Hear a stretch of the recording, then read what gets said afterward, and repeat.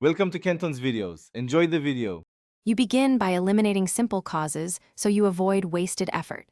First, swap in fresh batteries or plug-in. A weak supply makes odd behavior.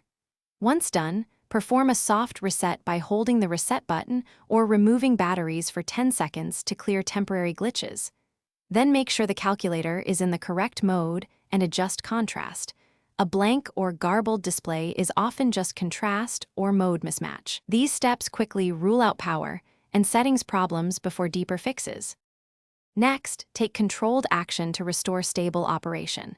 You should perform a factory reset using the exact key sequence for your model because generic resets can leave residual memory. While doing that, note the model number and firmware version so you know what to reinstall.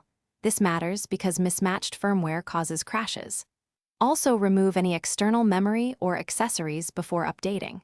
If an update is required, make sure you use the official image. Using the wrong file can brick the unit. Finally, reinstall the correct firmware and run verification steps so you confirm full recovery. Connect with the proper cable and follow vendor instructions exactly. Then run built-in diagnostics or simple test programs to exercise keys, math functions, and display. Make sure to restore user data only after successful tests. If problems remain, disconnect peripherals and try again. Persistent failures after these steps usually indicate a hardware issue.